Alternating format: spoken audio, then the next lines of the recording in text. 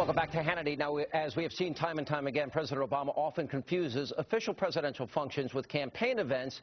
And yesterday, during his Memorial Day remarks at Arlington National Cemetery, the president appeared to be looking to score a few cheap political points with his friends on the left when he said this. As Commander-in-Chief, I can tell you that sending our troops into harm's way is the most wrenching decision that I have to make. I can promise you I will never do so unless it's absolutely necessary, and that when we do, we must give our troops a clear mission and the full support of a grateful nation. Now, of course, what was missing from that speech was exactly what our commander-in-chief by quote, absolutely necessary. Joining me now to debate the issue, Fox News contributor Liz Cheney and the highest-ranking military officer ever elected to Congress, and that's former three-star Admiral, Democratic Congressman Joe Sestak. Guys, welcome back to the program. Good to be was back. He politicizing that, Lynn? You know, actually, Sean, I think that what that president said at Arlington is what any commander-in-chief would say. I think for all presidents, the use of force is a last resort.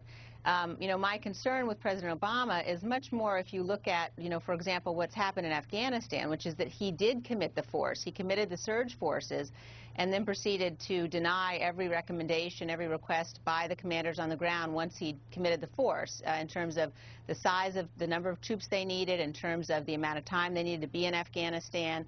And we're now in a situation where we're pulling those troops out on a purely political time frame, which I think at the end of the day can't be a positive for U.S. national security. Congressman, I'm going to play for you something. My father, by the way, served 4 years in the Navy in World War II. And something I liked about you, Sean. Well, I get that from him. That's the good part of me. My mother was the other good part, and the bad part is me. But in all seriousness, I have a hard time understanding this part when the president said this, both in 2008 and when he repeatedly in a speech referred to Navy corpsmen, not corpsmen. I want to play it for you. Navy corpsmen, God's grace, and the compassion and decency of the American people is expressed through the men and women like Corpsman Richard. On this Memorial Day, as our nation honors its unbroken line of fallen heroes, and I see many of them in the audience here today, our sense of patriotism is particularly strong. All right, the last one I'll say, he's made a mistake, Memorial Day and Veterans Day. I'll give him that one. But to repeatedly say corpsman, I think he said 3 or 4 times in one speech. He's reading from a teleprompter. How am I to interpret that? How do you help me out with that? Because I don't think he knew what a corpsman was. Yeah, you know, Sean, you actually embarrassed me because I can remember working at the White House as Director of Defense Policy for President Clinton. And I'm a Navy guy. Yeah. And he was going to be on an aircraft carrier. And I made the mistake of saying the cruiser America. I got to tell you, some of this is just staff work. He's got a lot to do. But the important point is what you asked. No, if I could, the important point is what you asked Liz, who very well responded. President Reagan said it so well, probably one of our strongest commanders-in-chief, that the use of the military is always and only used in a last resort. And I think that's the big issue here. Are we making the right decision how and when we use our men and women, not whether someone mispronounces something because the staff wasn't up to speed. And that's what I think, Sean, we have to focus on. If he's reading the teleprompter, does he not know the difference between corpsman and corpsman? Has he never seen the word corpsman as before? This is while he's the commander-in-chief. I'll give him Memorial Day and Veterans Day. I'll just say, all right, I see many of you out here on Memorial Day. Well, no, they weren't there, but I think it was probably an honest mistake. But corpsman? Corpsman? Repeatedly? Somebody probably should have just told him, Sean, to say Doc. I spoke at Gettysburg Battlefield yesterday. I met a Chief Corpsman. And what I said is, how are you doing, Doc? But I think there's bigger issues afoot here about the commanders-in-chief and who are going to lead this nation. Because when you have to make that decision, do we have a commander now and in the future who's actually going to weigh the cost versus the risk, so that we know when we step into it, it's worth it for our men and women to put down, as they will, their lives. Am I making too much of that, or is it a little bit?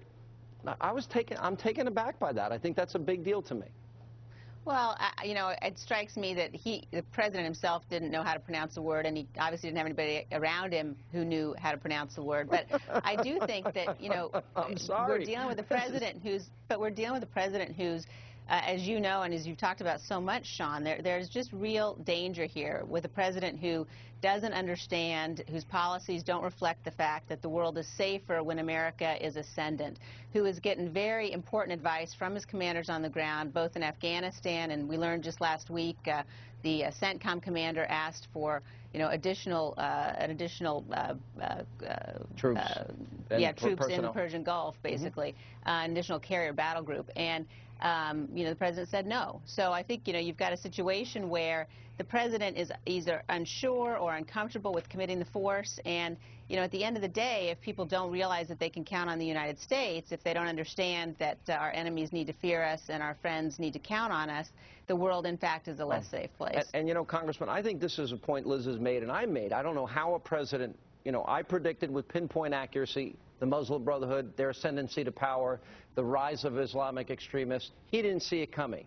I think he's rather naive when it comes to Iran, for example. I don't think, you know, the idea that they can come up with a grand bargain and the Iranians can be trusted to pursue nuclear power, but they promised not to use it for nefarious reasons is not something I find believable. You know, it's interesting, Sean. I agree that we cannot have Iran ever get a nuclear weapon. But I also believe that before you put our men and women into harm's way, that last resort of using our military, have you tried everything else? And today, Sean, what you have seen in Iran is that they have consumer price indexes and unemployment skyrocketing, and the rial, the value of its currency is dropped, can't even buy any longer any nuclear weapon parts. Second, all their oil is sitting at sea. Nobody will take it into their ports because we were successful in having Lloyd's of London give no shit tanker that if it's carrying Iranian oil insurance. And second, we have decertified all their tankers, the 39 of super tankers of Iran, that they are unsafe to pull in ports. Let me tell you, I want the military option on the table, but the back of the table, never off of it. And I think he's done the right thing to try to bring down Iran in the right way before putting our men and women in harm's way. I'm sorry, Liz. But Congressman, no, sorry, but at the same time that those things have been happening economically, you've had the IAEA certify that the Iranians in just the last few months, between the time of the last two meetings, have in fact increased their stockpile of enriched uranium. There's no evidence that those sanctions, although they may be having a negative economic impact on Iran, are having any negative impact at all on the nuclear program. And the Iranians themselves have said their strategy is working. Their strategy to basically keep the international community talking while they work towards developing a weapon is in fact working from their perspective. All right, guys, we got to run. You probably saw today the new antivirus flame that is now taking down within that country not only all the information off their central bank, etc., but once again might be able to take down their centrifuges. Let's try all this before we put our men and women over there. Not saying we shouldn't, but it's always good to be preventive. I think if we just help the Israelis and gave them the logistical support that they need, and including bunker busters, I think that would be our entire role there, but we'll see. Thanks both for being with us. Appreciate it. Thanks for having us on. Thanks. And coming up, Mitt Romney has just now secured